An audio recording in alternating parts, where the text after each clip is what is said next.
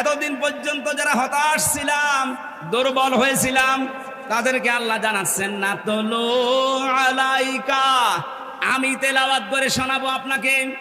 কাকে?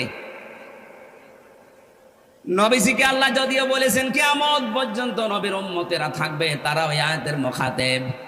আল্লাহ বলেন আমি তোমাদেরকে তেলাওয়াত করে শোনাবো। সুতরাং তেলাওয়াত করে শোনাতে চাচ্ছে কে? আরো জোরে বলেন। যেহেতু হামসার মুখ দিয়ে এটা শুধু অ্যাডভার্টাইজ হচ্ছে, সরাসরি কথা কার বলেন তো? আরো জোরে বলেন। আল্লাহ নিজে এসে এই চাপায়ের মাটিতে বসে বসে এভাবে বলা সম্ভব না, ওনার এটা শানের খিলাফ। কথা বলেন না কেন? ওই কথাটা যদি এখন আমি আল্লাহর এই কথা তেলাওয়াত করে আপনাদেরকে শোনাই, আল্লাহর কথা যেভাবে শুনতেন ওইভাবে শুনবেন। আল্লাহ আরম্ভ করলে আপনি কথা বলতে পারতেন। এরপরে যদি কেউ কথা বলেন আলোচনা চলাকালীন, আমি বিশ্বাস করবো আপনি মন থেকে শুনছেন না।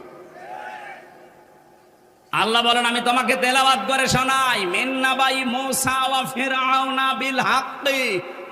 মূসা এবং ফেরাউনের কাহিনী যথাযথভাবে সত্য যে কাহিনী ঘটেছিল দুনিয়ায়, তুমি তো ছিলে না ওই সময়, তোমাকে আমি শোনাই, মন দিয়ে শোনো। লিকাউমি